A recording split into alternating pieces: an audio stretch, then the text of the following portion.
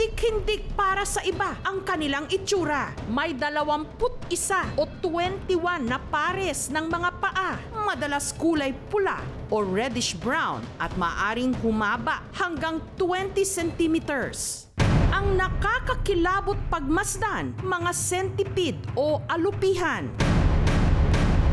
Kung nangingilabot na kayo sa kanilang itsura, mas nakapangingilabot ang nangyari sa isang bata sa Digos City, Davao del Sur na pinaniniwalaang napuruhan ng lason ng alupihan. Ito yun akong gibati, di ko kadawat at nata.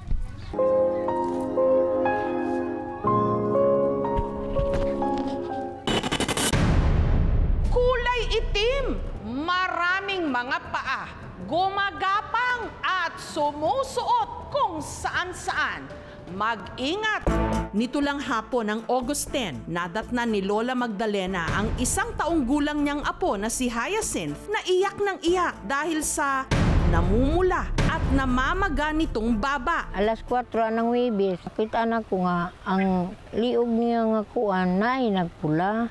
Ang ina ni Baby Hyacinth may kondisyon sa pag-iisip kaya si Lola Magdalena ang nag-aalaga sa kanyang apo. Ingon siya nga, gihagkan lagi daw ni amay. Antong impuan, siya man ang pagkahaluka. Uy nga, pula man na ni hubag pang kuan. Pero wala man magkuan ng bata nga nagluya. Nga, murag ni hubag ba? Kung ano man na, day. Dili to dahilan nga pagkuan ako, paghalok. Panay po ang iyak eh. Nung tiningnan ko ho, may magana yung dito ng bata. Yung ilalim ng bunganga niya, iba na yung kulay. Ipakra daw lang pinig. Sa kung anak ko nga, kuan, isa, ingon siya nga, wala man kuan ramanig. Dili man lang pinig ang nagkuan ani. Nagpaa kay ito man ang pinaakan niya, di man pula. Si Baby Hyacinth dinala nila sa albularyo. Katong hubag yung saping, murag kalala na pula-pula. Kaya ako mga duda, murag ilaga siguro ni.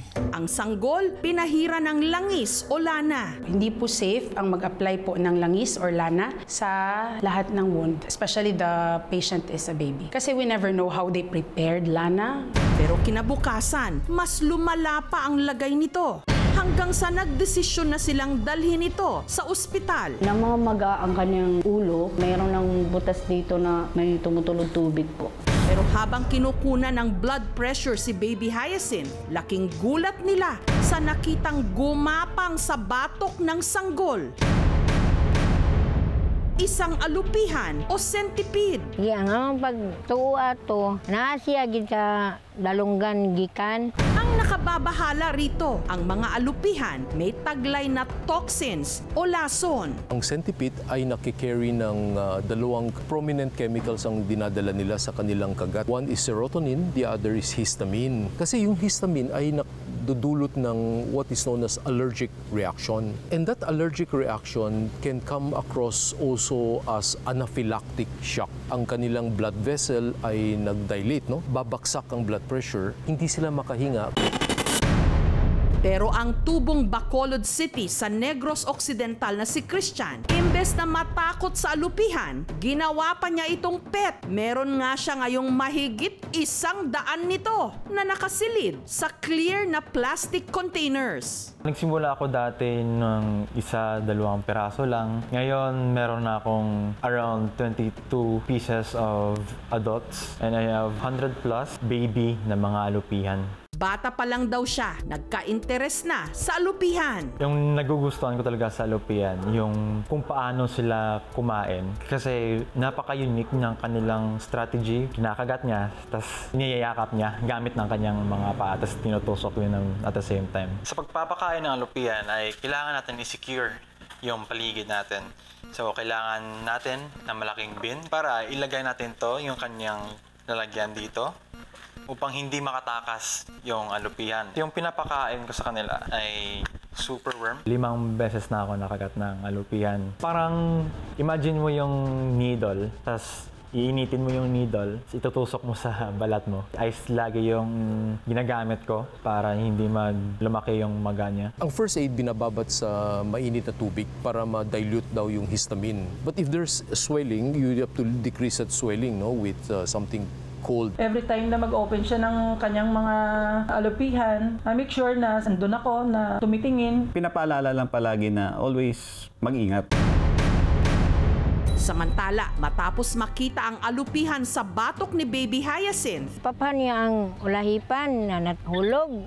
Nidagan pa gani siya sa simento. Tumban po sa mo ang kauban, babantay diri sa bata po nga kauban na mo. I saw 2 small puncture wound on both neck po. During the admission na sa loob ng ward, the patient had a deteriorating status. Bumababa na yung BP niya, nagbo-bluish na yung baby. The area po of the wound is already blackening. matapos ang 4 na araw na pagkakaospital, si Baby Hyacinth binawian ng buhay.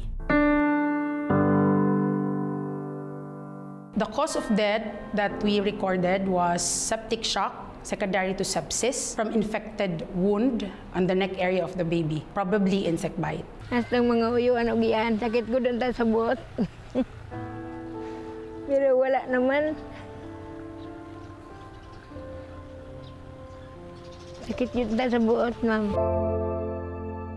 Ang fatality from centipede is actually very, very low. Hindi talaga nagkakaroon ng kamatayan. However, we're dealing with a sanggol, no? A baby. So it might be a little bit more serious in that regard. Ang centipede, kaya yan lumalabas sa kanilang natural habitat. Naghahanap sila ng kanilang pagkain. Naghahanap sila ng secondary shelter nila. Kaya madalas nakikita natin sila indoor. Nakikita natin sila sa mas malamig or mas damp na lugar. The DNR will not recommend people na patayin ang lahat ng centipedes every time they see one because these organisms also play significant roles in our ecosystem. Also, they are predators of other insects that are harmful or can cause damage to some agricultural crops. Nitong Huwebes, inilibing na si Baby Hyacinth. Punta na ako sa karang, pakaon ako. Pasaluyan. Ano ako, baby? Sakit kaayo, murag mubuto akong kasing-kasing makita sa iya hanggang mamatay na siya.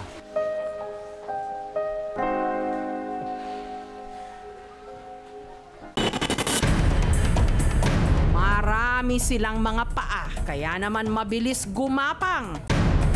Hindi man kalakihang nilalang, maaari ang mga itong magdulot sa atin ng malaking kapahamakan.